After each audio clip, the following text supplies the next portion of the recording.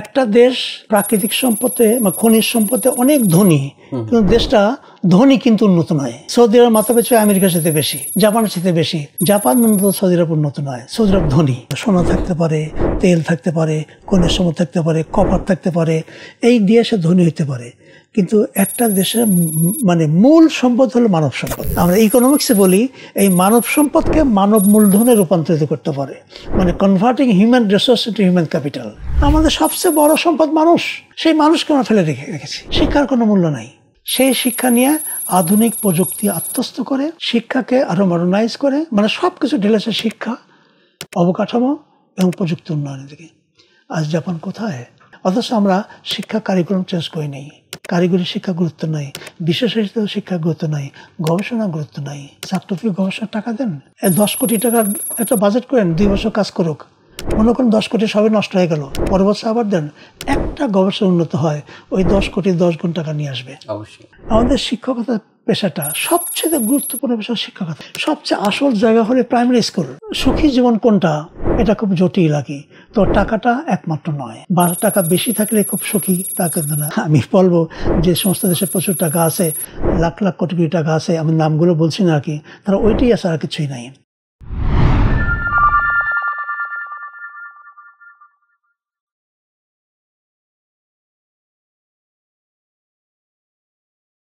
প্রিয় দর্শক, আসসালামু আলাইকুম। স্বাগত জানাচ্ছি অন্যরকম কথার নতুন একটি পর্বে।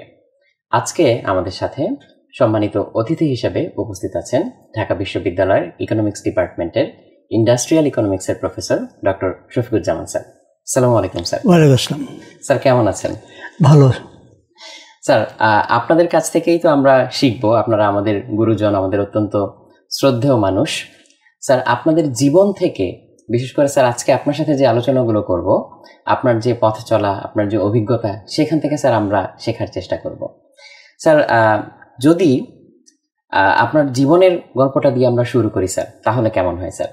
যে আজকে তো এতদিন পরে আজকে আমার সাথে আজকে আলোচনায় বসে আপনি যদি পেছনে ফিরে তাকান স্যার, আপনার শিক্ষা জীবনের কথা, সেই আপনার স্কুল লাইফ থেকে শুরু, তারপর কিভাবে কিভাবে পড়াশোনা নিয়ে সামনে এগিয়ে গেলেন, এবং বিশেষত আমার পার্টিকুলার ইন্টারেস্ট হচ্ছে স্যার আপনার যে সাবজেক্ট ইন্ডাস্ট্রিয়াল ইকোনমিক্স, এই বিষয়ে স্যার আপনার আগ্রহ কিভাবে তৈরি হলো এবং এই পুরো বিষয়টাকে আপনি কিভাবে দেখেন স্যার, এখান থেকে যদি আমরা আজকে আলোচনা শুরু করি। আচ্ছা, আপনার শেষের কথাটাই সবচেয়ে বেশি গুরুত্বপূর্ণ। আমি সবটাই গুরুত্বপূর্ণ, এটি ইন্ডাস্ট্রিয়াল ইকোনমিক্স আর কি। এটা আসলে আমি ছোট থেকে আমার ছিল, আমি গ্রামের স্কুলে পড়তাম। গ্রামের স্কুল থেকে পড়াশুনো করে আমি কলেজ লেভেলে, কলেজ থেকে শুরু করেছি ঢাকা পড়া, ঢাকা কলেজে আসছি, এখানেই পড়াশোনা করেছি। এবং আমার একটা পড়াশোনা অভ্যাস ছিল, সমস্যা, আমি ম্যাট্রিকেও রেজাল্ট মোটামুটি ভালো ছিল, ইন্টারমিডিয়েটে একটু খারাপ করে ফেলি, তাও স্কলারশিপ পাইনি, তো রেজাল্ট ভালোই ছিল, কিন্তু যতটুকু চেয়েছিলাম সেটা হয়নি। কাজেই আমি একটা ছিল, ঢাকায় এসে আমার মনে হলো, ঢাকায় এসে আমি অবসর সময়ে, ছুটির সময় কী করতে, মানে আমি গ্রামে ছিলাম তো, ঢাকা তো আমাদের কাছে একটা বিদেশি মতো আর কি। এই গ্রামে স্কুলে পড়াশোনা করছে, এখানে এসে অনেক কিছু দেখলাম, ঘুরে বেড়াতাম, করতাম, ইউনিভার্সিটির দিকে যেতাম। এখান থেকে আমার মনে হলো ছুটির সময়ে দেখি একটা নোটিশ দিছে যে বিদেশি ভাষা শিক্ষা কোর্স। আমি আগ্রহ জানি যে কী জিনিসটাকে যাই, দেখলাম ওই রুশ ভাষা শিক্ষা একটা কোর্স শুরু হয়েছে। রাসায়ন সম্পর্কে আমার একটা আগ্রহ ছিল আর কি, ওই মুক্তিযুদ্ধে তাদের সহযোগিতা বা ওদের বিশেষ সেমিনার টেমিনার দেখতাম, দেখতাম। আমি তো এখন অবসর সময় আছে, আমি পড়াশোনা করছি, ছুটি আছে, ওরা অবসর সময় ওরা 2 ঘন্টা, ওরা সপ্তাহে 2 ঘন্টা 4 ঘন্টা সে ভাষা শিক্ষা দেয়। আমি সেখানে গেলাম। গ্রাম থেকে আসছি, কিন্তু আমি ঢাকায় এসে এটা দিলাম আর কি। ওখানে গেলাম, তারপরে ভাষা শিখলাম, পাশাপাশি কলেজে পড়াশোনা আর কি। তো ইন্টারমিডিয়েট পাস করার পর আমি ঢাকা ইউনিভার্সিটি ভর্তি হয়ে গেলাম এবং তখন ওই ভাষা শিক্ষাটা আমি ছেড়ে দিইনি। ইন দি মিন টাইম ওখানে একটা আসলো, স্কলারশিপের নোটিশ আসলো, জার্মানিতে না রাশিয়াতে ভাষা স্কলারশিপ আর কি। তখন আমি ওখানে রুশ ভাষিতা, ওই ভাষা শিক্ষা আমার একটা ভালো রেজাল্ট হয়েছিল। তারপর রুশ ভাষা সম্পর্কে বিভিন্ন সেমিনার তো যোগদান করতাম। ওই সেমিনার আমি ওই রাশিয়ান কালচার সেন্টার থেকে আমি অ্যাপ্লাই করলাম, আরও অনেকেই ছিল, 10-12 জন ছিল। খুব আমি তখন ঢাকা ইউনিভার্সিটি ভর্তি হয়ে গেছি। ঢাকা ইউনিভার্সিটি ভর্তি হয়েছি ইকোনমিক্সে। মাত্র 1.5 মাস না 2 মাস পড়েছি, তখন স্কলারশিপের অর্ডারটা আসলো। তো ওই অবস্থায় আমি রাশিয়া চলে গেলাম। তখন বয়স কত, 20 এরকম। রাশিয়া চলে গেলাম। রাশিয়া একটানা 6 বছর রুশ ভাষায় ওখানে মাস্টার ডিগ্রি করতাম। মাস্টার ডিগ্রি করার পর কিন্তু আমার ইচ্ছে ছিল আরও পড়াশোনা। কিন্তু ওখানে আমার ডিগ্রিটা মাস্টার ডিগ্রি পর্যন্ত আর কি। তো ওখান থেকে আমি আবার খোঁজ করে জার্মানি চলে গেলাম। জার্মানি গিয়ে হাইডেলবার্গ ইউনিভার্সিটিতে এবং বেশ কয়েকটি ইউনিভার্সিটিতে যোগাযোগ করলাম আর কি। ওরা এবং যোগাযোগ করতে একটা লং প্রসেস, তো আমি ওখানে করতাম, এই ভাষা শিখতাম আর যোগাযোগ করতাম, পড়াশোনা করতাম। তো পরীক্ষা দিতে হবে। আমি যে রুশ ভাষায় রাশিয়াতে পড়াশোনা করেছি, এখানে পিএইচডি করতে হলে আমার দেখাতে হবে পিএইচডির যোগ্যতা আছে। আমি ওখানকার সিলেবাস নিয়ে 2-1টা টিচার যোগাযোগ করে আমি পড়াশোনা শিখলাম। খুব কঠিন জীবন ছিল আর কি, কারণ আমার স্কলারশিপ ছিল না। রাত তো 6 বছর তাহলে তখন রাশিয়ায় ছিলেন? হ্যাঁ, তারপর হচ্ছে জার্মানি চলে গেলাম।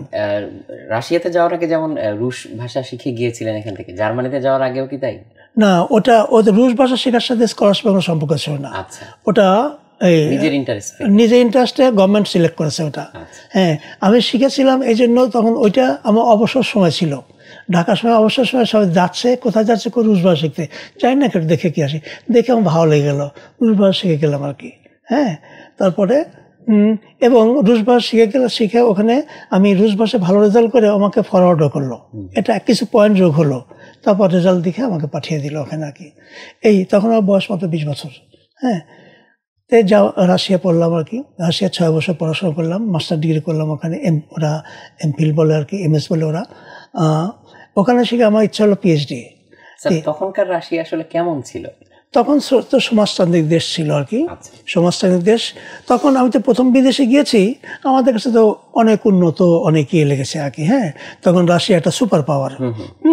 ওখানে ওই মানে আমরা যে থাকতাম যে 400 কিলোমিটার যেতাম আমরা 2 ঘন্টায়, ট্রেনে গিয়ে ঘুরে আসতাম, সকালবেলা গিয়ে বিকেলে আসতাম। এবং রাশিয়া ইনফ্রাস্ট্রাকচার খুবই উন্নত। রাশিয়া বিরাট দেশ তো আর কি, বিরাট দেশ আর কি, কিন্তু কমিউনিকেশন ভালো। তাও রুশ ভাষা শিখে যাওয়ার পর ওদের সাথে একটা ভালো সম্পর্ক। রাশিয়ানরা খুব ফ্রেন্ডলি, কাজে ওখানে আমাদের কোনো খারাপ লাগেনি, ভালো লেগেছে আর কি। আমাদের মুখে রুশ ভাষা না, যা রাশিয়ানরা খুব আগ্রহী হইতো আর কি। এবং ওরা খুব ফ্রেন্ডলি, বাসার দাওয়াত দিয়ে যেত, এখানে যেতাম, খেলাধুলো করতাম। তারপরে অবসর সময় পার্ট টাইম কাজও করতাম, টাকা পয়সাও পেতাম, সব সুযোগই আমাদের ছিল আর কি। আর ওইখানে আমি দেখলাম মাস্টার ডিগ্রির পর আমার ইচ্ছা ছিল আরও পড়াশোনা করার। হ্যাঁ, মাস্টারি করা, এমএসসি করার পর আমি দেখলাম এমএসসি ডিগ্রি পর্যন্ত আমাদের দিয়ে দেওয়া, পিএইচডি করতে আবার দেশে গিয়ে আবার অ্যাপ্লাই করতে হবে, সেটা খুব কঠিন, আনসার্টেইন। তখন ওখানে থেকেই আমি আস্তে আস্তে ওই আরও বছরের সময় ছিল আমার জার্মান ভাষা শেখার যোগাযোগ করলাম আর কি। আমার টার্গেট ছিল জার্মানি আর কি। ওখান থেকে কমপ্লিট করে যেহেতু হলো না, আমি জার্মানি চলে গেলাম। জার্মানি গিয়ে সরাসরি হাইডেলবার্গে গিয়ে অ্যাপ্লাই করলাম যে তুমি তো রাশিয়া। ওরা আমাকে বললো তো রাশিয়ান তো একটা সমাজতান্ত্রিক দেশ, আমাদের পুঁজিবাদী দেশ, তুমি কি পড়াশোনা করেছো সেটা আমাদের পরীক্ষা দিয়ে কর। তারপরে তবে জার্মান ভাষা শিখতে হবে। আবার 6 মাস জার্মান ভাষা শিখলাম। জার্মান পরীক্ষা দিলাম। ওরা মোটামুটি আমি ভালো করলাম, কিন্তু সমস্যাই না, সমস্যায় পিএইচডি দিতে হবে না, আমাকে 1টা বছর কোর্স করতে হবে, তাও সেটা জার্মান ভাষায়। আচ্ছা। চান্স পেয়ে গেলাম, কিন্তু একটা শর্তে, আরও 1 বছর কোর্স করতে হবে এবং 2 বছর কোনো ফাইন্যান্সিয়াল সাপোর্ট দিতে পারবে না। তা আমার একটা সুবিধা ছিল, আমি খুব সিরিয়াসলি জার্মান শিখে গেলাম। পাশাপাশি জার্মান শিখে হলো কি, আমি একটা পার্মানেন্ট একটা চাকরি পেয়ে গেলাম। সেটা কি, পাশাপাশি সপ্তাহে 2 দিন 3 দিন এখান থেকে বাঙালিরা ওখানে যায়, ওখানে বাঙালি আছে, ওদেরকে সবসময় জার্মান থেকে বাংলাতে অনুবাদ করতে হয়। সেখানে আমাকে এবং পুলিশ ভেরিফিকেশনে ওদের জবাব দেওয়া হয়। এই জায়গায় আমাকে ওরা ডেকে নিয়ে গেল এবং চাকরি দিয়ে পার্ট টাইম। এটা আমার মানে আর্থিক যে এটা ছিল, সংকট ছিল, সেটা শুধু দূরে গেল না, মানে 1 মাসে 4 দিন কাজ করলে আমার সারা মাসে খরচ উঠে যেত। এবং ওখানে সবাই খুব সম্মান করতো, সেটা বিদেশ থেকে জার্মান ভাষায় আমাদের কাজ করছে আর কি। তো ওখানে এটা গিয়ে তারপরে আমাদের 2 বছর পর আমি পিএইচডি চান্স করার সুযোগ পেয়ে গেলাম সরাসরি হাইডেলবার্গ ইউনিভার্সিটিতে। এবং সেখানেও ওই মানে 1 বছর পর স্কলারশিপ পেয়ে গেলাম। আমার সে আর্থিক যে ইয়েটা ছিল সেটা দূর হয়ে গেল। 5 বছর আমি শেষ করলাম পিএইচডি, আর 1 বছর পোস্ট ডক, 6 বছর থেকে আমি দেশে চলে আসলাম। সব মিলে প্রায় আমি 18 বছর বিদেশে ছিলাম। স্যার, জিনিসটা খুব ইন্টারেস্টিং লাগলো যে অনেকে হয়তো পড়ার ফাঁকে সময় পেলে হয়তো অনেকভাবে সময়কে কাজে লাগাতে চায়, আবার অনেকে হচ্ছে সময় নষ্টও করে। কিন্তু স্যার, আপনি যেটা দিয়ে শুরু করেছিলেন রাশিয়ান ভাষা শেখা দিয়ে, তো সেখান থেকে হচ্ছে রাশিয়াতে স্কলারশিপ পাওয়া, সেখানে পড়াশোনা করা, দেন সেখান থেকে আবার জার্মানি যাওয়া, আপনার জার্নিটা খুবই স্যার ইন্টারেস্টিং। স্যার, আপনি যে রাশিয়া থেকে জার্মানিতে গেলেন, রাশিয়া একটা তখন বললেন যে সমাজতান্ত্রিক দেশ ছিল, আবার জার্মানিতে গিয়ে ওরা বললো যে না, আমরা পুঁজিবাদী দেশ। স্যার, এই দুই সোসাইটির মধ্যে আপনি কি কি পার্থক্য দেখেছেন? পার্থক্য তো বটেই। একদিক দিয়ে রাশিয়া একটা সুপার পাওয়ার, কিন্তু জার্মানি সুপার পাওয়ার না। কিন্তু জার্মানি অনেক উন্নত দেশ। জার্মানি ইউরোপের সবচেয়ে বেশি উন্নত দেশে একটা, শুধু পার ক্যাপিটা ইনকাম দিয়ে না, লেখাপড়া, শিক্ষার দিকে, সব দিক দিয়ে উন্নত আর কি। হ্যাঁ, আমার কাছে ওখানে আর জার্মানির ইতিহাস তো আমরা জানি, পরপর 2টা বিশ্বযুদ্ধ হয়েছে এই দেশ থেকেই আর কি। কিন্তু জার্মানি পরপর 2টা বিশ্বযুদ্ধ করে সারা পৃথিবীতে যে একটা খারাপ ইয়ে হয়েছিল, কিন্তু নিউ জেনারেশন কিন্তু সেটা নতুনভাবে দেখছে আগে, আমরা আর এদিকে নাই। সে যে জার্মানি একদিন পৃথিবীর একটা ইয়ে ছিল, কি বলে, পৃথিবীর একটা ভয় ছিল, সেই জার্মানি পৃথিবীর সব দেশে একটা বন্ধুত্বপূর্ণ সম্পর্ক সৃষ্টির জন্য কাজে লেগে পড়লো, পড়লো। হ্যাঁ, তারা অর্থনৈতিক দিক দিয়ে দ্রুত করলো। আমেরিকা ওখানে তারা সহযোগিতা করলো, কারণ জার্মানি ইয়ং জেনারেশন তারা নিজেদের গার্জিয়ানকে ঘৃণা করতো। এদের কারণে আজকে আমাদের দুরবস্থা। ছেলেরা সব দেখি প্রোগ্রেসিভ, আর যুদ্ধ চাই না, যুদ্ধ না এত নিচে। এই জিনিসটা কিন্তু জার্মানিকে অনেক পাল্টে দিয়েছে। আমেরিকা সাহায্য করেছে, ইউএসএ সাহায্য করেছে, এবং অধিকাংশ দেশের সাথে ভালো ভালো সম্পর্ক তারা স্থাপন করেছে আর কি। কাজেই আমি সেখানে দেখেছি, আমি যখন যাই তখন রাশিয়া একটা অত্যন্ত উন্নত দেশ। এবং জার্মানি রাশিয়ার সাথে যুদ্ধ করে হেরে গেছে পরপর 2টা বিশ্বযুদ্ধে, একটা ভয় ছিল। কিন্তু অবাক কাণ্ড আর কি, আমাকে কোনো বাধা বিপত্তি পার হইতে হয়নি। সবাই বলেছে তুমি করতে পড়াশোনা করে আসছো, এটা আমার দেখা বিষয় নাই। রাশিয়া থেকে আসছো না, চীন থেকে আসছো না, আমেরিকা থেকে আসছো, আমাদের এই সিলেবাস পরীক্ষা দিতে হবে। তুমি পাশ করলে তোমাকে আমি নেব, তোমার পিএইচডি করার জন্য এক্সট্রা পরীক্ষা দিতে হবে। এই পুরো কাজটা শেষ করতে আমার 2 বছর গেল। মানে ল্যাঙ্গুয়েজ শেখা, পিএইচডি জন্য প্রিপারেশন পাশ করে তারপর পিএইচডি শুরু করা। হ্যাঁ, তবে একটা সুযোগ হয়ে গেল ওখানে, যে বলে তুমি 1 বছর 2 বছর কাজ করে তারপর স্কলারশিপ দেবো। এই 2 বছর কেমন করে চলবো? অনেকে সেটা প্রশ্ন আগে। তখন দেখলাম ওখানে প্রচুর বাঙালি ছেলে ছিল, ওরা ওখানে পলিটিক্যাল অ্যাসাইলাম হিসেবে থাকতে চায়। ওদের দেখাতে চায় আমাদের বাংলাদেশে আমি অমুক দল করি, আমার এখানে পুলিশ আমাকে খুঁজছে, তাই দেশ থেকে চলে আসছি। এইরকম অনেক দেখে বাংলাদেশ থেকে, ইন্ডিয়া থেকে আসলো। ওদের একটা ভালো ইন্টারপ্রেটার দরকার, যে এইসব বাংলা থেকে জার্মান থেকে বাংলাকে অনুবাদ করতে পারে। সেখানে ওরা ইউনিভার্সিটি খোঁজ করতো, আমাদের ইউনিভার্সিটি ডিপার্টমেন্টের চেয়ারম্যান সে আমার নামটা বলে দিল, সেটা আমি সেখানে যোগ দিলাম। সেখানে মাসে আমাকে 4 দিন মাত্র কাজ করতে হতো, সপ্তাহে 1 দিন, বড় 2 দিন, কিন্তু 4 দিন কাজ করলাম, সারা মাসে খরচ উঠে যেত। শুধু তাই না, সাপ্লাসও থাকতো, এবং ওখানে খুব সম্মানিত কাজ। সেখানে বাঙালিরা যেখানে পুলিশকে ভয় চলে, পুলিশ আমাকে গাড়ি করে নিয়ে যায়। হ্যাঁ, এই একটা আমার মানে কি বলে, আমার নিজের সক্ষমতার উপর একটা আস্থা চলে আসছে, ওই ভয়টা আর নাই। এইটা এভাবে শুরু। এরপর আমি ওখানে আরও প্রায় 10 বছর ছিলাম, সব মিলে 6 বছর লাগলো পিএইচডি করতে, আরও 2 বছর নিয়ে করেছি, পড়াশোনা করেছি, আর 1 বছর বিভিন্ন দেশে 6 মাস 1 মাস এরকম থেকে, ইউরোপে থেকে আমি বাংলাদেশে একবার চলে আসছি। আরও একটা কারণ, আমি কিন্তু খুব অল্প বয়সে গেছি, মাত্র 18 বছর বয়সে। হ্যাঁ, তারপর আমার বয়স তো 30-32 হয়ে গেছে। এখানে বিশ্ববিদ্যালয় থেকে টিচার যেত, ভিসি একবার গিয়েছিল। আমি দেশে ফিরে আসতে যাচ্ছি, তবে একটাই শর্ত, আমি বিশ্ববিদ্যালয়ের শিক্ষকতা ছাড়া অন্য কোনো কাজ করবো না। এটি একটা, যদি না পাই আমি ফিরে আসবো। তখন দেখলাম বেশ কারো কাছে যোগাযোগ হলো, একজন ভিসি সেখানে গিয়েছিলেন, 2 জন গিয়েছিল। বললেন যে আপনার যে কোয়ালিফিকেশান, এখানে তো আমাদের ইউনিভার্সিটি টিচার হইতে কোনো অসুবিধা নেই। আমি জার্মান থেকে পিএইচডি নিয়েছি, মস্কো থেকে মাস্টার্স নিয়েছি, ভাষা, তারপর অঙ্কের উপর ম্যাথমেটিক্যাল ইকোনমিক্স বলে সাবজেক্ট আছে, খুব প্রয়োজন এটা, আমি সেটাও করেছি ওখানে। আপনার কোনো অসুবিধা নেই। তো এখানে আসলো, আমি ওখানে আপনার পিএইচডি কমপ্লিট করে জার্মানি থেকে আরও 1 বছর পোস্ট ডক করে, আরও 2 বছর পোস্ট ডক করে আমি ঢাকা চলে আসলে, ঢাকা এমসে জয়েন করলাম। জয়েন করে এই আমার শুরু হলো। স্যার, এই যে একটা জিনিস বললেন যে তখনই তৎকালীন রাশিয়া এবং জার্মানি হচ্ছে অনেক উন্নত ছিল, তো এই দেশে দেশে এই পার্থক্যগুলো কি কারণে আসলে মূলত তৈরি হয়? কারণ আমরা যদি ভৌগোলিক দিক থেকে দেখি, সব দেশ হয়তো হচ্ছে একই রকম ভৌগোলিক সুযোগ সুবিধা পায় না। জাপান যেমন হচ্ছে অনেক দুর্ঘটনা প্রবণ, সেখানে আগ্নেয়গিরির বিস্ফোরণ থেকে শুরু করে ভূমিকম্প হয়, প্রচুর সুনামি হয় এরকম। আবার অনেক দেশ হয়তো এরকম প্রাকৃতিক দুর্যোগ হয়তো কালে ভদ্রে দেখতে পায়। আবার কোথাও কোথাও হয়তো খনিজ সম্পদের প্রাচুর্য অনেক। আমরা যদি ইন্ডিয়াতেও দেখি, ওইখানে অনেক খনিজ সম্পদ আছে, কিংবা চায়নাতে যদি দেখি, ওদের প্রায় সব রকম খনিজ সম্পদ আছে। কিন্তু সব দেশে তো আবার এই সুবিধাটাও নেই।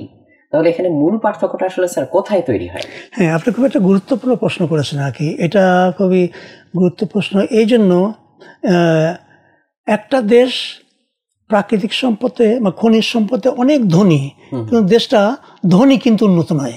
আচ্ছা, হ্যাঁ, সৌদি আরব মাথাপিছু আমেরিকার সাথে বেশি, জাপানের সাথে বেশি।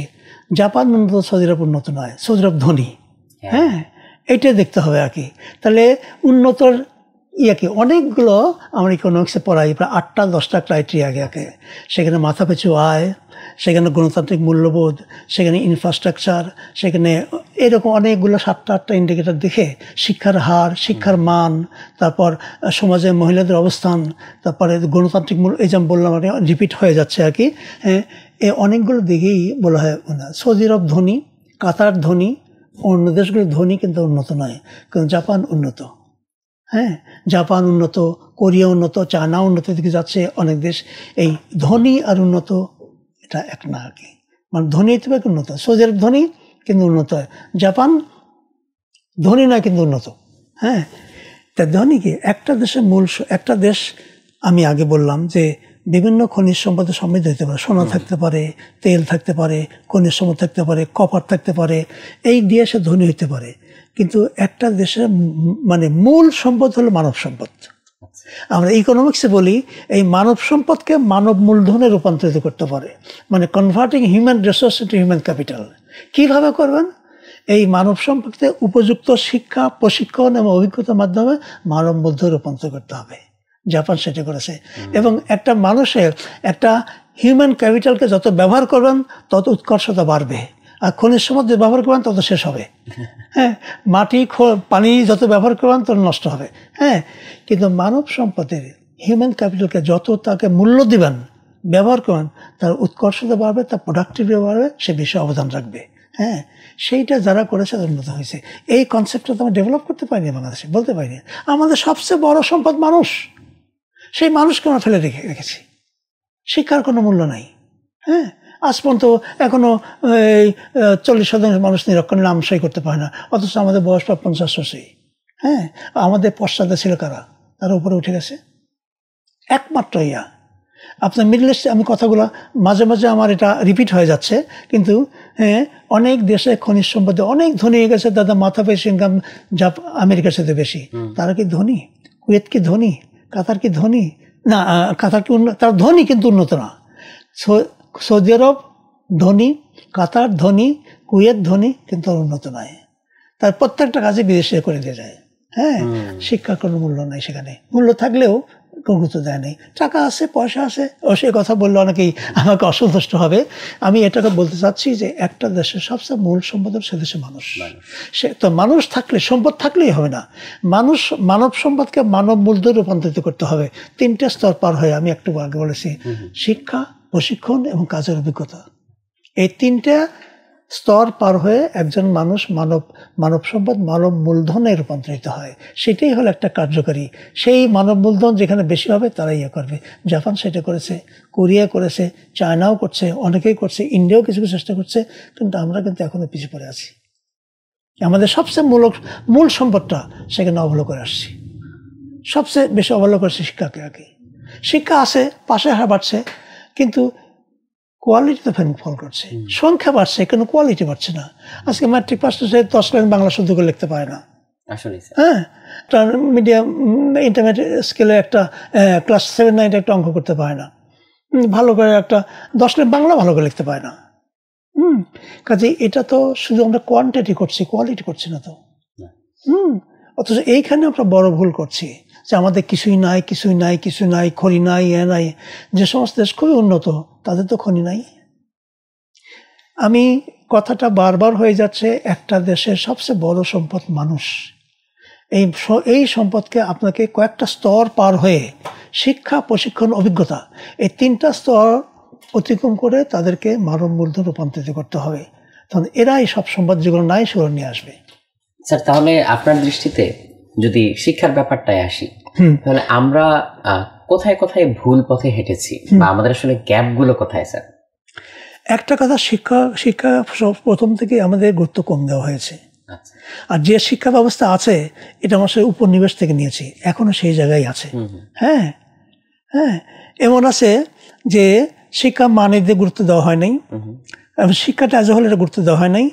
এখন ছোট সময় দেখেছি, একটু আমি বোধহয় কথা বলছি আগে, আমি বলতাম, একজন বলছে তুমি কোথায় চাকরি পেলা? আমি স্কুলে মাস্টার, স্কুলের টিচার হয়েছি।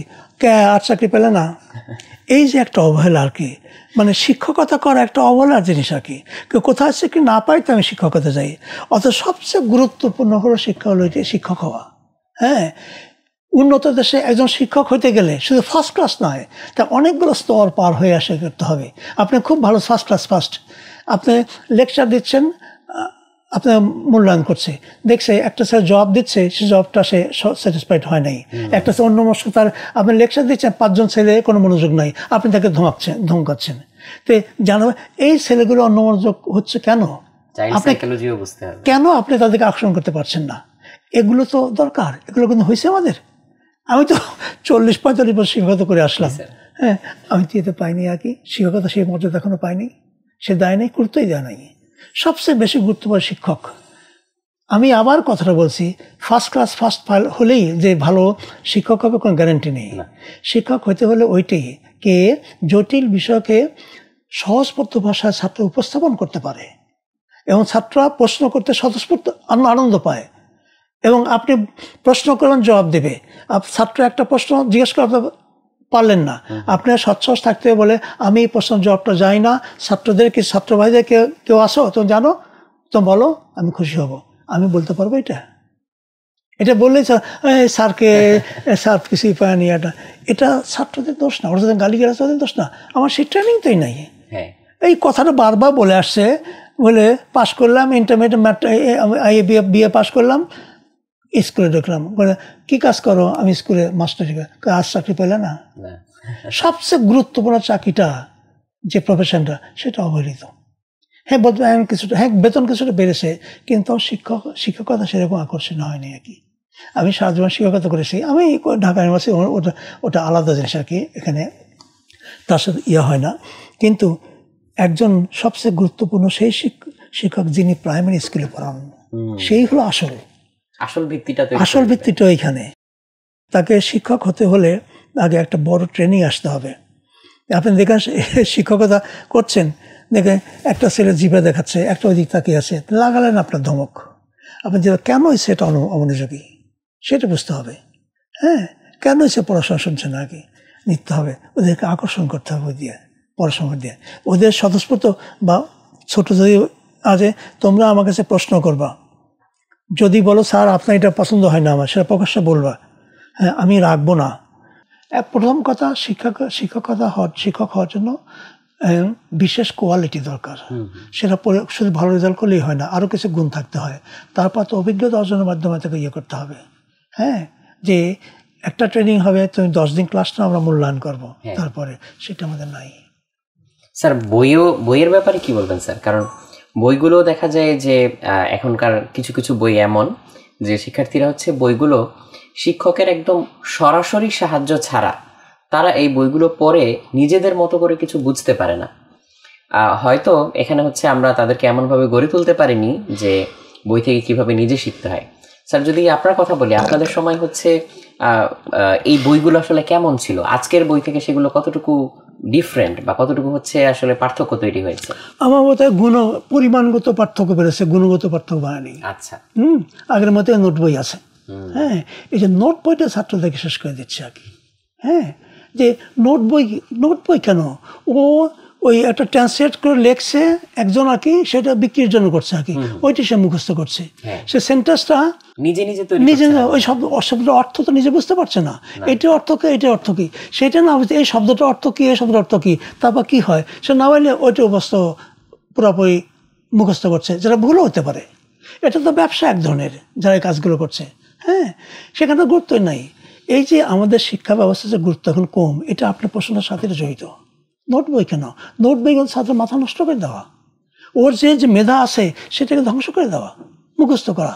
হ্যাঁ স্যার, সত্যি কথা বলতে মূল বইয়ের হচ্ছে নোট বই অনেক বেশি বিক্রি হয়, এবং এক একটা পাঠ্য বইয়ের এগেইনস্টে শিক্ষার্থীরা দেখা যায় কয়েকটা করে হচ্ছে নোট বই কিনতে একরকম আসলে বলবো যে বাধ্যই হয়।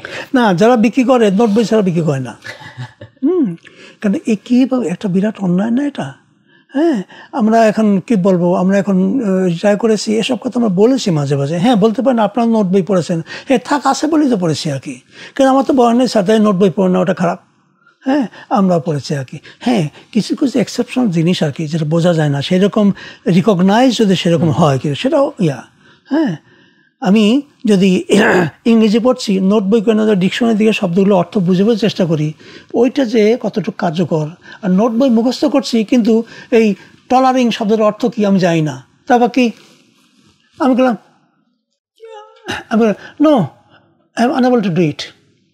কী বললো স্যার? আনএবল মানে কি, ডু মানে কি, ইট মানে কি, এই আলাদা তিনটা শব্দের প্রয়োগ করছে আর কি। হ্যাঁ, সে বলছে আসলে জিনিসটা ওই শব্দার্থ বুঝছে, এখানে বাক্যের অর্থ সে বুঝতে পারছে না। এটা এখনো আছে, এটা আমাদের তার মানে স্যার আমাদের বইগুলোর আসলে গুণগত উন্নতি দরকার। গুণগত মানে যে যে নোট বই কেন্দ্রিক পড়াশোনা আর ওই যে টিউশন কেন্দ্রিক পড়াশোনা, প্রাইভেট কোচিং। হ্যাঁ, একজন 4 জন 5 জন 3 জন 4 জন করে টিচার প্রাইভেট আর কি, ঢালা ও টাকা পয়সা ঢাকছে আর কি। হ্যাঁ, মানে বাপ মাকে নিশ্চিত আছে না, 3-4টে পড়া গেছে, কোনো চিন্তা নেই। ও সে দেখা গেছে কি ওই মুখস্থ করে করে হয় পাশ করে গেছে আর কি, কিন্তু কিছু শিখছে না। নোট বইয়া যে জিনিসটা ব্যান করে দেওয়া উচিত সেটাই আছে। আর শিক্ষকতা যে সবচেয়ে বড় গুরুত্বপূর্ণ পেশা, সেটাকে আমরা এখন রিকগনাইজ করেছি। হ্যাঁ, একসময় বললে আমি কথাটা বারবার এসে যাচ্ছে, ছোটো সময় শুনেছি একজন স্কুলে জয়েন করেছে যে কোন চাকরি পাইলা, আমি স্কুলে জয়েন করেছি। আর চাকরি পাইলেন না? মাস্টারি ছাড়া। হ্যাঁ, মাস্টারি একটা, এটা কিন্তু একটা কি বলে ব্যঙ্গাত্মক শব্দ, মাস্টারি করি আমি। হ্যাঁ, এটা কেন এত গুরুত্ব পায় নাই তো স্যার। এখন তো তার সাথে আবার নতুন বিপদ যুক্ত হয়েছে, সেটা হচ্ছে প্রযুক্তি। স্যার, আপনি তখন বলছিলেন যে প্রযুক্তির ব্যবহার হচ্ছে একটা দেশকে হচ্ছে উন্নতির শিখরেও নিয়ে যেতে পারে, কিন্তু সবকিছুর মতোই ভালো দিকও আছে, খারাপ দিকও আছে। বাবা মা তো স্যার আসলে আতঙ্কিত যে বাচ্চারা আসলে যে উন্নত প্রযুক্তি এখন হাতে নিয়ে বসে আছে, একটা মোবাইল ফোন হোক বা একটা ল্যাপটপ হোক, কম্পিউটার হোক, সেটা আবার ইন্টারনেটে কানেক্টেড। সো এখানে আসলে ওরা কি করছে বাবা মার পক্ষে কিন্তু সবসময় বুঝে ওঠাও মুশকিল হয়, কারণ নতুন প্রজন্ম সবসময় হচ্ছে তারা আরো বেশি জানবে, প্রযুক্তিতে আরো বেশি অ্যাডাপ্ট হবে। সো এই যে এখানে তারা পড়াশোনা করছে নাকি কি করছে, তারা কি সময়টাকে সদ্ব্যবহার করছে নাকি অপব্যবহার করছে, এটা নিয়ে কিন্তু বাবা মা অনেক দুশ্চিন্তায় থাকেন। তো এই বিষয়ে স্যার আপনি কি মনে করেন? শোনেন, আমাদের বাচ্চা ছেলে বাবারা অনেক সময় দেখি ছেলেদেরকে খেলনা বন্দুক কিনে দেয়। হ্যাঁ, বন্দুক খেলনা হবে কেন? ওখান থেকে শেখে বন্দুক দিয়ে মানুষ মারে, ছোট থেকে সেই ট্রেনিংটা দিচ্ছি আমরা। কল্পনা করতে পারেন? এই কথা বলার কেউ নাই। হ্যাঁ, এমন কিছু করাচ্ছে আর কি। হ্যাঁ, আর ছোট থেকে সে বাংলা ভালো করে বলতে পারে না, ইংরেজি শেখাচ্ছে। দুই বাংলা লিখতে পারে না। তোমার নাম কি? মাই নেম ইজ অমুক। কেন তুমি বাংলা বলতে পারো না? না, আমি বাংলা ভুলে গেছি। বাবা মা গর্ব করে বলে আমার ছেলে বাংলা বলতে পারে না। তারপর কোথায় যেন একটা ইন্টারভিউতে গিয়েছিলাম, দেখি সে ভদ্রলোক বলছে, একজন জিজ্ঞেস করছে, কি বলছে, স্যার আমি তো বাংলা বলতে পারি না, আপনি ইংরেজি বলেন আর কি। আচ্ছা ঠিক আছে। তারপরে সে পরীক্ষায় ফেল করছে। কেন স্যার ফেল করলাম কেন? কারণ আমি বলেছি, আপনি বললেন আমাকে বাংলা বলতে পারি না, আপনি ইংরেজিও বলতে পারেন না, এই জন্য আপনি ফেল করেছেন। হ্যাঁ, এই যে জিনিসটা আর কি, একটা ভাষা শিক্ষা খুবই গুরুত্বপূর্ণ, এটা বিদেশি ভাষা আর কি, কিন্তু নিজের ভাষাকে অবহেলা করে নয়। আর এইটা আমরা মানুষের মনে এটা ধরে দিতে পারিনি। পৃথিবীর একমাত্র দেশে এইটা এই মাতৃভাষার মর্যাদা রক্ষা করতে প্রাণ দিয়েছে। পৃথিবীর ইতিহাসে কোথাও এটি নেই। এত ত্যাগ শেখার পরেও হ্যাঁ আমি বাংলাকে সেইভাবে আমরা ইয়ে করতে পারিনি। আমি তার অর্থ এই না যে বিদেশি আমরা পারবো না, অবশ্যই পারবো, নাহলে তো আমরা জ্ঞান বিজ্ঞান উন্নত হতে পারবো না। কেন আমরা এটাও শিখছি না ওটাও শিখছি না। আমি নিজের ঢোল নিজেই পিটাচ্ছি, একটু বলে না। আমি প্রায় 12 বছর 18 বছর বিদেশে ছিলাম। এখানে সবাই আমি জানি আপনার বাংলা বলতে পারবেন না, আমি কে বলছে বলছে ভাই আমার ছেলে 2 বছর ইংরেজি পড়ছে তো ভুলে গেছে। আমি 20 বছর বিদেশে ছিলাম। আমি সপ্তাহে একটু 50 মাইল দূরে যেতাম একটু বাংলায় কথা বলার জন্য একদিন। কই আমি তো বাংলা বলিনি, আমি তো 20 বছর থেকে বাংলা বলিনি, কেন বলে নাকি? এখন এটা আমি নিজেকে জাহির করছি না, কারণ এই মন মানসিকতা আসবে না। আবার যত ভাষা শেখেন তত ভালো আপনি, বাট কিন্তু আপনি যদি বলেন বাংলা ভুলে গেছি, হ্যাঁ যেতে পারে, অল্প বয়সে বিদেশে থাকলে ভুলে যেতে পারে, কিন্তু এই 20 বছরের উপর বয়স আমি ওইটি আমি 20 বছর ছিলাম, আমি কোনোদিন মনে হয় না বাংলা ভুলে গেছি। হ্যাঁ এটাই। আরও অনেকেই আছে যারা সত্যিকার ভাষা জানে, 4-5টা ভাষাও তারা জানে, তা কোনোদিন বলবে না বাংলা ভুলে গেছি। ওই বাংলা জানে বলেই অন্যগুলো জানে। সে গর্ব করে বলে বাংলা আমার মাতৃভাষা, এবং আমরা গর্ব করে বলেছি সেখানে, এবং সবার তাকিয়ে আছে। এই ভাষার মর্যাদা রক্ষা করতে আমাদের দেশে প্রাণ দিয়েছে সারা পৃথিবীর ইতিহাসে। একটা এক্সাম্পল, আমরা জার্মানিতে মানুষকে ডেকে নিয়ে 21শে ফেব্রুয়ারি করেছি, ওরা অবাক হয়ে শুনেছে আমাদের কাহিনী। জার্মানিতে, তারপর রাশিয়াতে তো রেগুলার হতো আমার এটা, এবং সুইজারল্যান্ডে, অস্ট্রিয়াতে যেখানে গিয়েছি আমরা 6 মাস 1 মাস 1 বছর ট্রেনিং প্রোগ্রামে আমরা এই কাজগুলো কিন্তু করেছি। সবাই অবাক হয়ে তাকিয়েছে, আমরা তো জানি না এটা, তোমাদের সাথে গরিব, তো এইরকম মর্যাদা দাও তোমার মাতৃভাষাকে। এই ঘটনা ঘটেছে, এখন অনেকেই জানে আর কি, কিন্তু আমাদের দেশের ভিতরে এক শ্রেণীর মানুষ হয়ে গেছে যারা এই তথাকথিত, মানে আমি কি বলবো, এর সাথে অর্থনৈতিকটাই সম্পর্কিত। একটা এখানে অপশক্তি, অন্যায়, দুর্নীতি, এই দুর্নীতির মাধ্যমে দুর্নীতি এত বেড়েছে, ধনীদের সংখ্যা হু করে বেড়ে যাচ্ছে আর গরিবের সংখ্যা কমছে, বাড়ছে না আর কি। হ্যাঁ এই যে কারা ব্যাংক থেকে হাজার হাজার লক্ষ লক্ষ কোটি টাকা নিচ্ছে, ফেরত দিচ্ছে না, কোনো কিছু করার নাই। আর ওই লইমুদ্দিন 500 টাকা চুরি করছে, তাকে মারধর করছেন। এটা এই জন্য কি 30 লক্ষ মানুষ প্রাণ দিয়েছে? এই জন্য কি এত ত্যাগ স্বীকার করেছিলাম? হ্যাঁ পৃথিবীর ইতিহাসে এই ঘটনা নাই, মাতৃভাষার জন্য প্রাণ দিয়েছে এই দেশের জন্য। আজকে সবাই দেখি বাংলা বলতে দুর্বল বোধ করে। হ্যাঁ আমাকে প্রায় জিজ্ঞেস করছে, আপনি তো 20 বছর বাংলা ভুলে গেছেন। বাংলা ভুলবো না, বাংলা ভুলে যেত মাকে ভুলে যাওয়া। আমি এটা সবাই তো 5 বছর থেকে বললো আমি বাংলা ভুলে গেছি। এমন হয়েছে আমাকে নিজ জাহির করছি না, যে আমি যখন ছিলাম আমি 200 কিলোমিটার দূরে যেতাম, 200 কিলোমিটার ট্রেনে যেতে 1.5 ঘন্টা লাগে আর কি, দেশ না বাংলাদেশের সাথে কথা বলতে, আড্ডা দিতে একটু, এটা একটা অন্যরকম ইয়া। হ্যাঁ আর আমরা যখন প্রথম জার্মানিতে 21শে ফেব্রুয়ারি উদযাপন করলাম, সবাই অবাক দিয়ে তাকিয়েছে, দেখো এই দরিদ্র দেশ, আমরা সেই দেশে নিজে মাতৃভাষা রক্ষার্থে প্রাণ দিয়েছে, তাই ইয়ে করছে, এটা কিন্তু আমরা জানি না। ওরা অবাক হয়ে তাকিয়ে থাকে, এ শুনে আমাদের গর্বে পড়ে যায় কি। এখন অনেক দেশে হয় এটা। জি স্যার। স্যার প্রযুক্তির যে কথাটাই এসছিলাম, যে স্যার তখনকার সময় যখন হচ্ছে প্রযুক্তি বা যোগাযোগ ব্যবস্থা, মূলত ইন্টারনেটের যোগাযোগ এত উন্নত ছিল না, তখন একটা বাচ্চাকে ঘরে বসে বাইরে থেকে কেউ আসলে হচ্ছে হার্ম করতে পারতো না। বাট এখন একটা বাচ্চা হয়তো বাংলাদেশে বসে আছে, কিন্তু অনেক দূর থেকে, অন্য কোনো দূর দেশ থেকেও একটা মানুষ চাইলে ইন্টারনেটে তার কিন্তু হচ্ছে ক্ষতি করতে পারে, তার মানসিকতা নষ্ট করে দিতে পারে, তার মধ্যে যে স্পৃহা আছে সেটা নষ্ট করে দিতে পারে, তার মধ্যে যে মানবিক মূল্যবোধগুলো আছে এগুলো স্যার নষ্ট করে দিতে পারে। তো এগুলো তো হচ্ছে নতুন যুগের নতুন নতুন চ্যালেঞ্জ। তো বাবা মায়েরা এটা নিয়েও স্যার অনেক শঙ্কিত, এগুলোকে আসলে হচ্ছে কিভাবে ব্যাটেল করা যায়? আচ্ছা, প্রযুক্তি ছাড়া দেশে অগ্রগতি সম্ভব নয়। যে দেশে যত উন্নত প্রযুক্তি, সে দেশ তত উন্নত আর কি। তো প্রযুক্তি আসলেই হবে না কি, প্রযুক্তি একটা নেগেটিভ পজিটিভ দুইটা দিক আছে আর কি। আমি যদি প্রযুক্তি ব্যবহারে অক্ষম হই, হ্যাঁ, তাহলে আমার ক্ষতি হবে বেশি। আচ্ছা। আর প্রযুক্তি হয়তো সব প্রযুক্তি আমরা তৈরি করবো না, কিন্তু প্রযুক্তির সময় ন্যূনতম জ্ঞান থাকতে পারে, হতে পারে। আমি আমি আপনি এটা রেডিও তৈরি করতে পারি না, কিন্তু স্পেয়ার পার্টস তৈরি করতে পারি। হ্যাঁ, সেটা আর কি ওই যুগে বিভিন্ন প্রযুক্তি আর কি, যে বদনুক বলেন, অন্য কিছু বলেন, যাই বলেন, আমরা প্রযুক্তি ক্ষেত্রে বিভিন্ন স্পেয়ার পার্টস তৈরি করতে পারি, কিন্তু ফাইনালটা করতে পারি না। ওইটা হয়তো আমরা কারো সাহায্য না করলাম। প্রযুক্তি উন্নতি ছাড়া কোনো দেশ ইয়ে করতে পারে না। জাপানে কোনো সম্পদ নাই, কোনো সম্পদ নাই।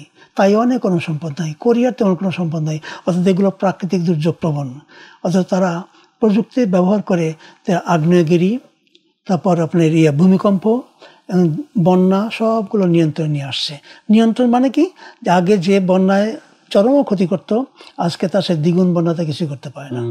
এই যে জিনিসগুলো আর কি, তারা দেশ থেকে পালিয়ে চলে যায় নাই, ভয়ে চলে যায় নাই।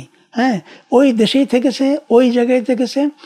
এমনও হয়েছে, আমরা ছোটো সময় বই দেখেছি, বইটার নাম হলো আমি জার্মান ভাষায়, রুশ ভাষায় দেখেছিলাম, বইটার নাম হলো, আমি রুশ ভাষা শব্দটা বলি কি মনে করেন, নাম বলবো গিবি লিপনি, কি মৃত্যু, ডেথ অফ জাপান।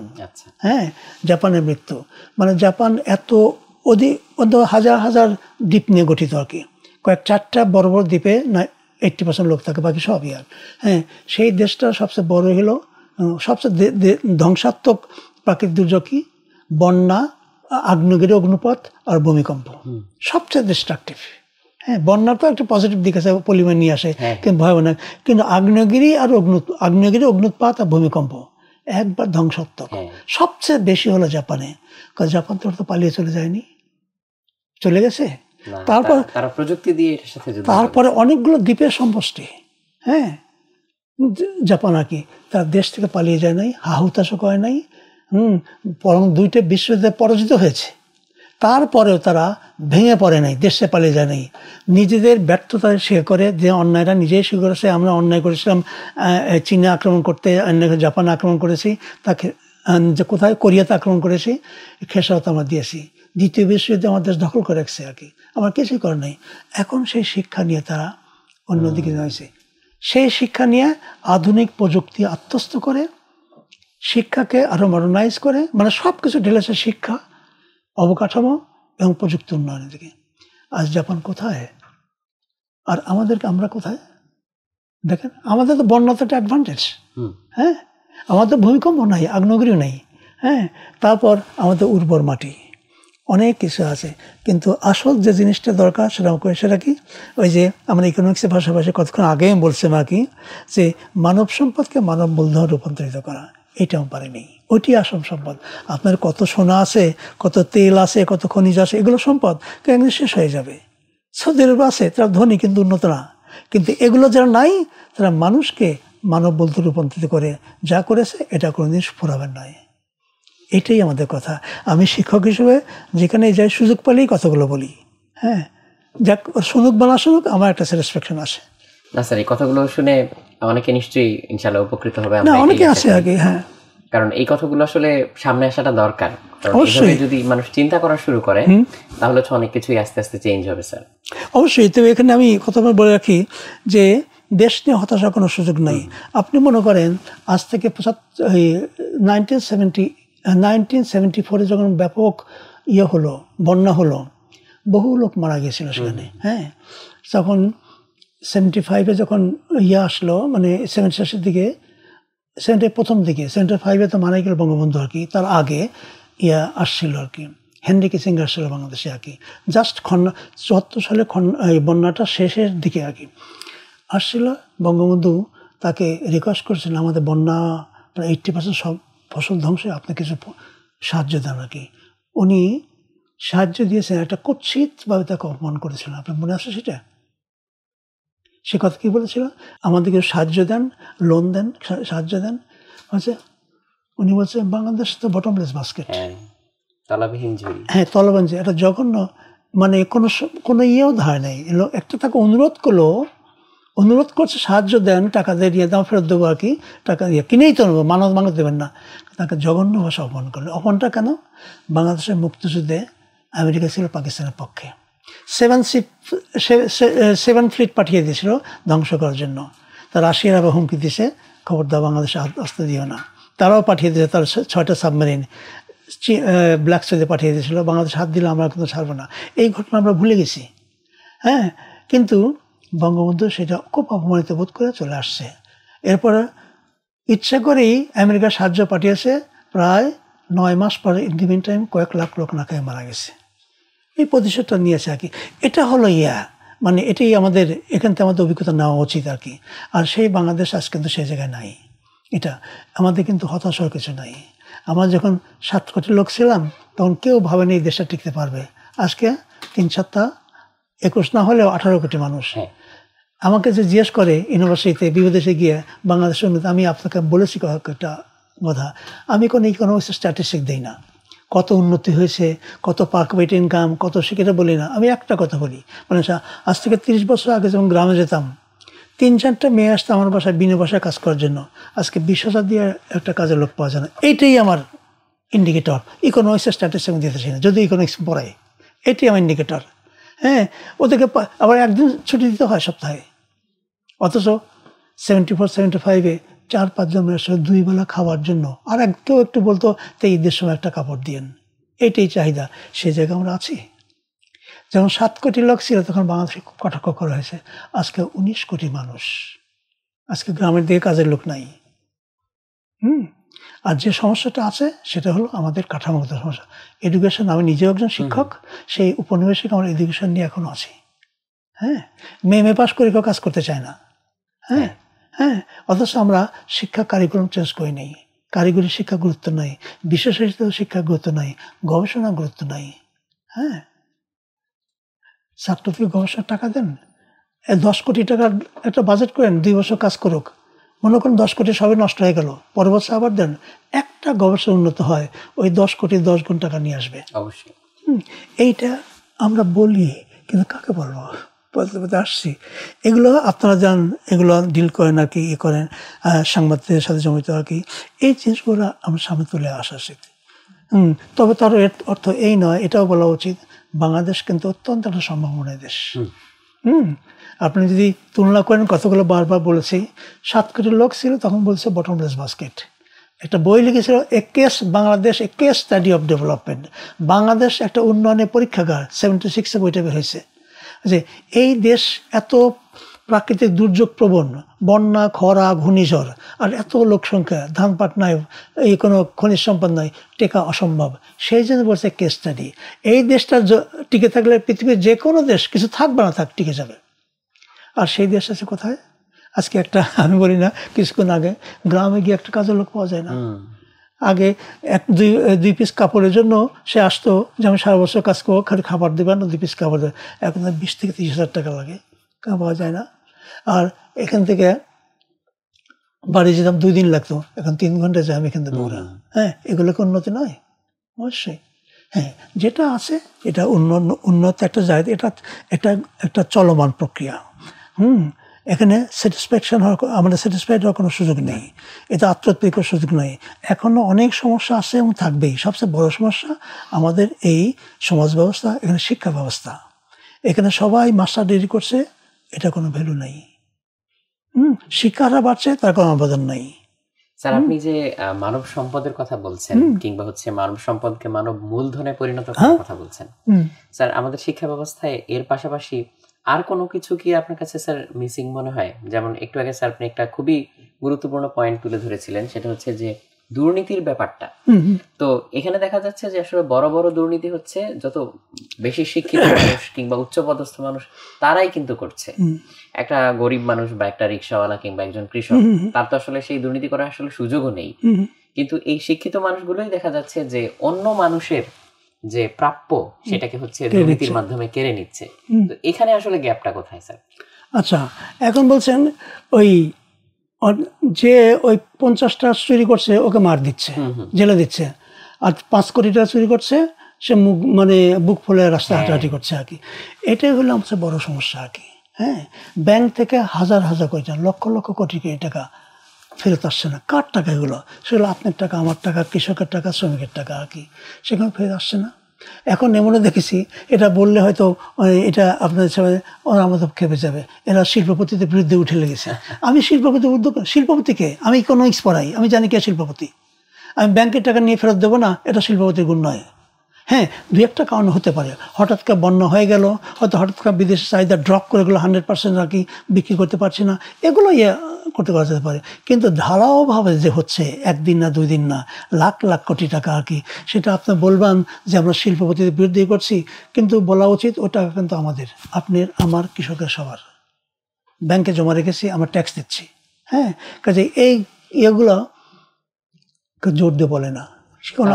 আমাদের শিক্ষা ব্যবস্থায় এই মোরাল কোড কিংবা এথিক্স, এটা কি আমাদের শুধু শিক্ষা ব্যবস্থায় না, সমাজ ব্যবস্থায় এই শিক্ষাটা কি মিসিং? অবশ্যই মিসিং আর কি। আমাদের শিক্ষা ব্যবস্থাটা, আমি নিজে শিক্ষক, তো সেজন্য আমিও কম দায়ী না, হয়তো আমি যতটুকু কাজ করা ছিল করি নাই। কিন্তু একটা কথা হলো, শিক্ষা ব্যবস্থা উপনিবেশের আমল থেকে পাচ্ছি, আমাদের চাহিদার সাথে সামঞ্জস্যপূর্ণ নয়। আমরা জেনারেল শিক্ষা আর কি, আমরা কারিগরি শিক্ষা হইতে কোনো গুরুত্ব দেয়নি। মাতৃভাষায় লেখাপড়ার মতো, মাতৃভাষাকে অবহেলা করে পৃথিবীতে কোনো জাতি উন্নত হয়েছে আমাদের জানা নেই। হ্যাঁ, বিদেশি ভাষা অবশ্যই শিখতে হবে, অবশ্যই শিখতে হবে আর কি, একটা বিদেশি ভাষা, কিন্তু নিজে বাংলাদেশকে মাতৃভাষা অবহেলা করে নয়। হ্যাঁ, জাপান কি করেছে, ওদের কিচ্ছু নেই, সবচেয়ে বড় প্রাকৃতিক দুর্যোগ প্রবণ দেশ, প্রতি বছর ভূমিকম্প।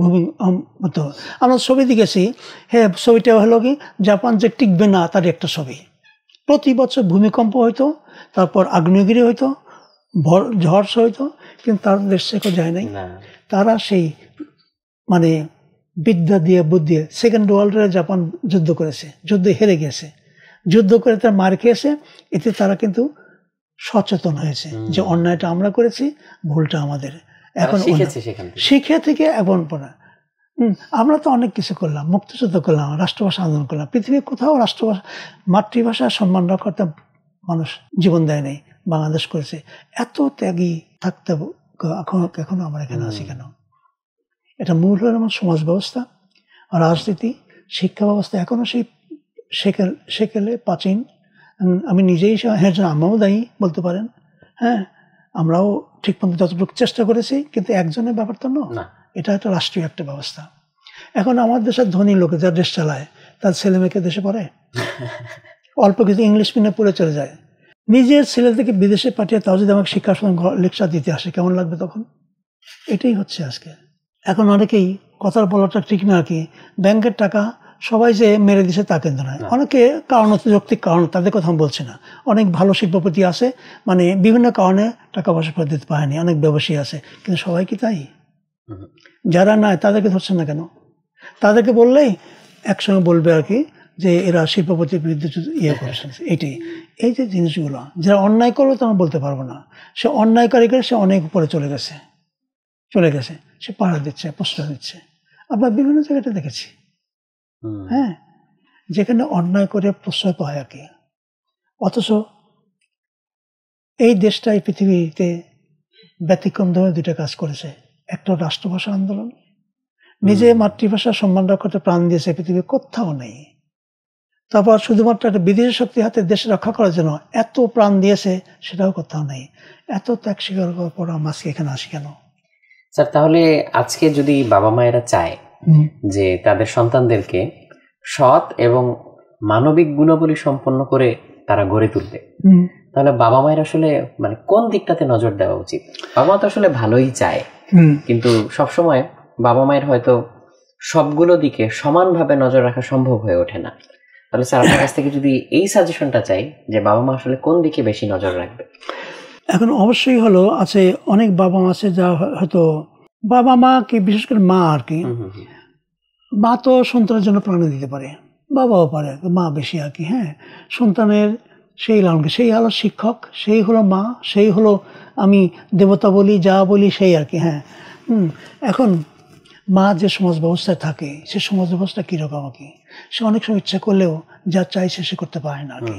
হ্যাঁ, সে ছেলেকে ঘরে বের হলেই যে সমাজ, যে অবস্থা দেখি, উচ্ছৃঙ্খল ছেলেগুলো ঘোরাফেরা করছে, স্কুলের শিক্ষক ভালো নেই, তারপর দরিদ্র ঘরের অবস্থা তো এমনি আমরা জানি, ঠিকমতো ইচ্ছা থাকলে বাপ মা ছেলেদেরকে আর নিতে পারে না, সব কিছু নিয়েই আসে। তারপরও মার একটা, যেহেতু মাই বাপ মা জমা দিলে মার দায়িত্বটা বেশি আর কি, মার উচিত যতটুকু সম্ভব ছেলেদেরকে যতটুকু জ্ঞান আছে আছে কোথায় যায় কি করে এটা লক্ষ্য রাখা উচিত।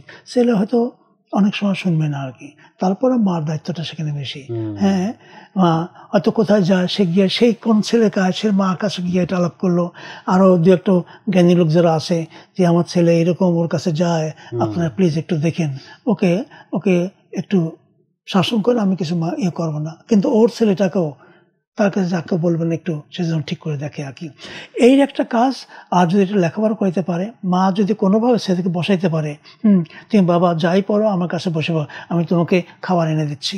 এই যে যারা দরিদ্র মা, আজকে পিঠা বানাবো, আজকে অমুকটা দেবো, খেলনা দেবো, আজকে তুমি 1 ঘন্টা পড়বা, এই প্র্যাকটিস যদি সমাধি করা যায়। মানে গ্রামে স্কুলে যাওয়া শিক্ষক সেই ব্যবস্থা আমাদের নাই। প্রথম শ্রেণীতে জোর দিবে, এই প্রত্যেকটা ছেলের বাবা মাকে একদিন ডাকা উচিত যে আপনাদের কাছে একটা অনুরোধ আমাদের, এই সিস্টেমটা করা উচিত উপর থেকে। গ্রামের শিক্ষক দেওয়ার সেই চিন্তা তো নাই। হ্যাঁ, সেটাই। আর গ্রামে এখনো তো দরিদ্র বাপ মা স্কুলকে ছেলেকে পাঠায় কি জানো, আমি ছেলেকে পড়ায় কি করবো, আমার নিজেই পেটে খাওয়ার নাই। আর এখন যদি অনেকটা পরিস্থিতি উন্নত হয়েছে, তারপরেও অধিকাংশ 4-5 পড়ার পর একটা করে না, কিন্তু আর ক্লাসটাও তো সেরকম আকর্ষণীয় নয়।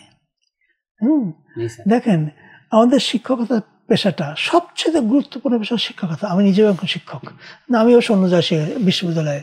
সবচেয়ে আসল জায়গা হলে প্রাইমারি স্কুল। আপনার প্রাইমারি স্কুলে আমি বলবো বিশ্ববিদ্যালয়ের শিক্ষকের সমান বেতন দেওয়া উচিত।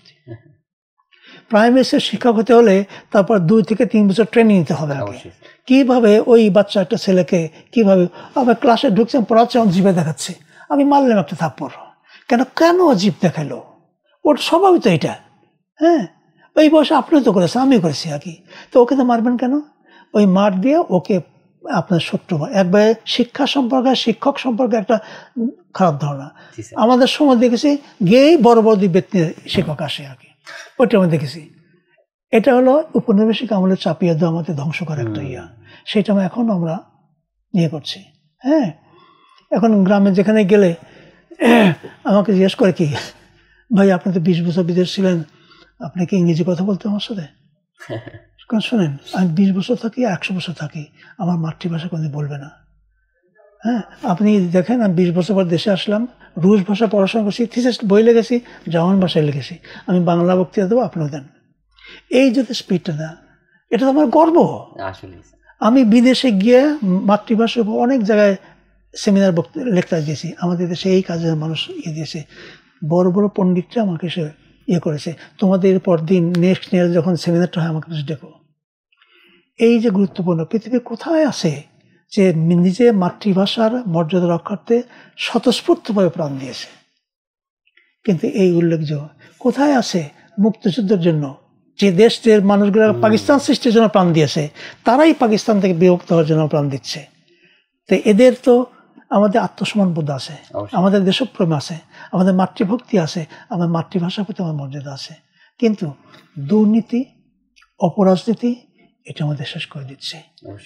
এবং ধনী দরিদ্র বৈষম্য, বা মানুষ কোটিপতি হোক সৎপথ উপার্জন করে, এটা ভালো, কিন্তু কয়জন মানুষ সব হচ্ছে।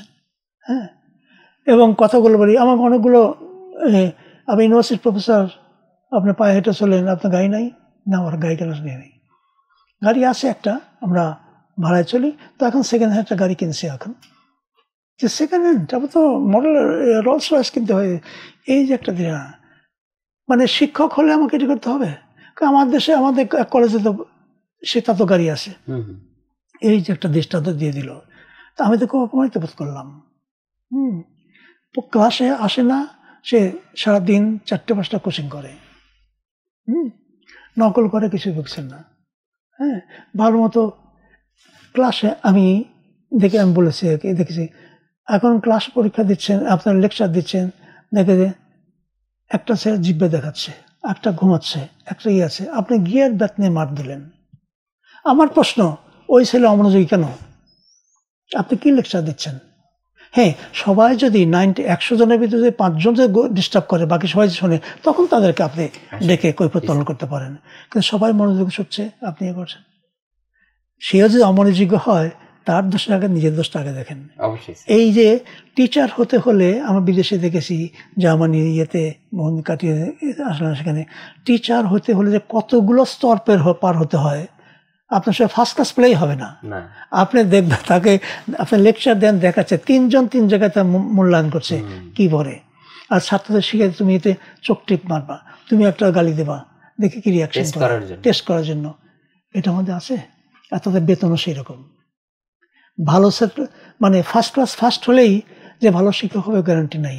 সে বলবে কিভাবে আমি জটিল বিষয়কে সহজবোধ্য ভাষায় উপস্থাপন করতে পারি আর ছাত্রদের দৃষ্টি আকর্ষণ করতে পারি। ছাত্রদের বলবেন, বাবারা সন্ধ্যারা তোমার যত প্রশ্ন আছে আমাকে জিজ্ঞেস করো, আমি যদি কোনো প্রশ্নের জবাব না জানি আমি প্রকাশ্যে বলবো প্রশ্নের জবাব আমার জানা নেই, তোমরা কেউ জানলে বলো। সে যদি বলে আমি ধন্যবাদ দেবো।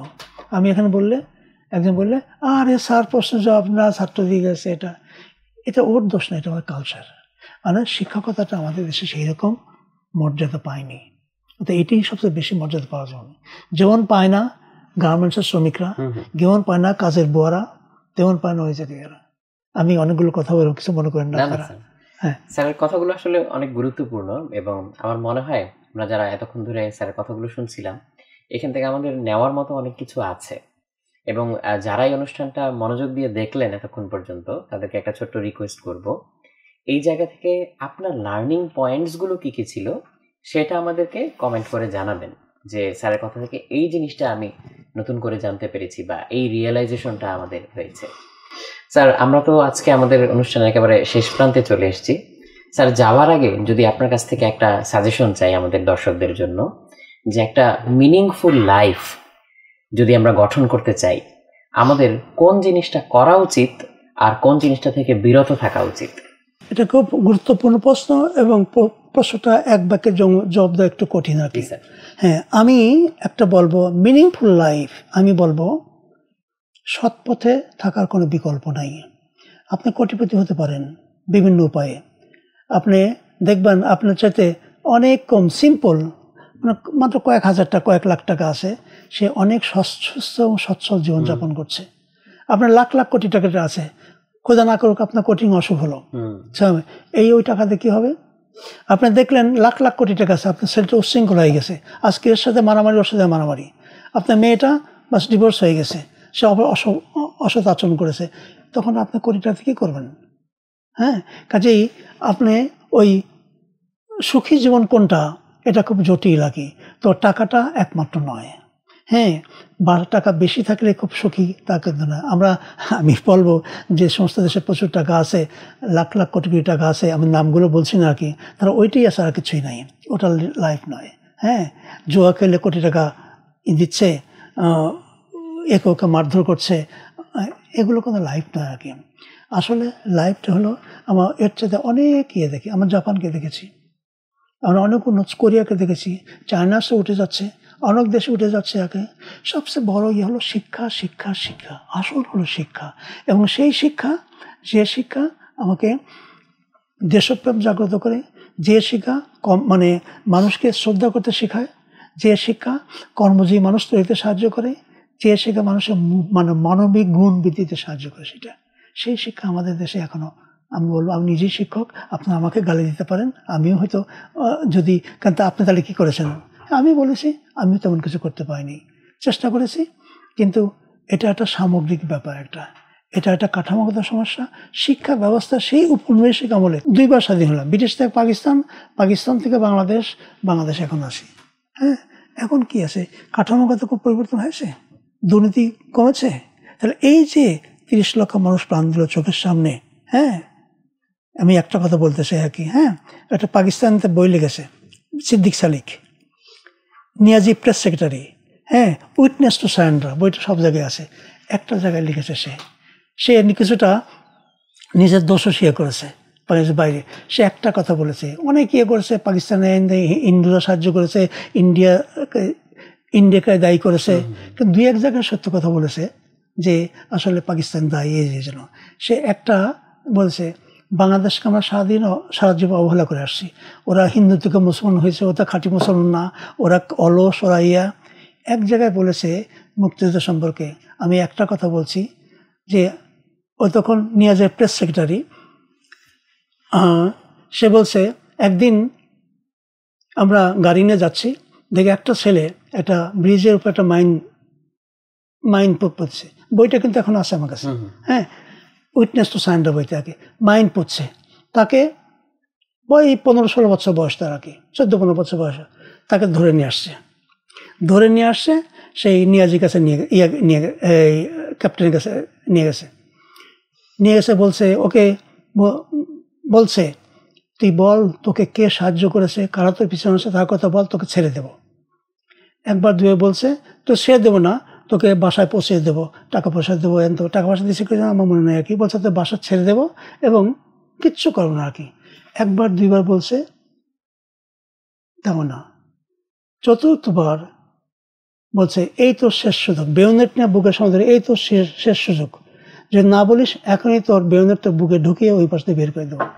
সেই অপ্রাপ্তবয়স্ক ছেলেটা 2 পা পিছিয়ে বলল, মাটি হামু দিয়ে মাটি চুমু দিয়ে, আমি প্রস্তুত, আমার বুকের রক্ত আমার মাতৃভূমিকে আরো পবিত্র করবে। এই কথাটা বলেছে নিয়াজি, তার বইটা এখন আমার কাছে আছে, উইটনেস টু সারেন্ডার বইতে। পাকিস্তানি জেনারেল শেয়ার করলো বাংলাদেশটা কেমন, এইটা সবার প্রচার করা দরকার ছিল। আমি যেখানে যাই আপনার কাছে পেলাম, আপনার কাছে আমি কথা বললাম। এই তো বাঙালি খালি খারাপ, লেজি, চুরি, এটা না। আমাদের ভিতরে মহৎ গুণটা আছে। মুক্তিযুদ্ধ আমরা দেখিয়েছি, রাষ্ট্রভাষা আন্দোলন আমরা দেখিয়েছি, স্বৈরাচারবিরোধী আন্দোলন দেখেছি। এগুলো কালচার করছেন না কেন, কালটিভেট করছেন না কেন? আমাদের ছেলেরা, আমি 38 বছর পড়লাম, আমাদের ছেলেরা অত্যন্ত মেধাবী। হ্যাঁ, আমি দেখেছি ওরা কঠিন প্রশ্ন করে। আমাদের ওরা প্রশ্ন ভয় পায়, বলে কি কথা আমি কিছু আগে বললাম, ওই প্রশ্ন করলে সাহায্য না পারে আমাকে ফেল করে দেবে। আমি ওদের বারবার বলেছি, দেখো স্বয়ং নোবেল প্রাইজ বিজয়ী অর্থনীতিবিদ সেও বলছে আমি প্রশ্ন জবাব জানি না, তোমরা কেউ পারলে পড়ো। এইভাবে তাদেরকে উদ্বুদ্ধ করেছে আমাকে প্রশ্ন করো।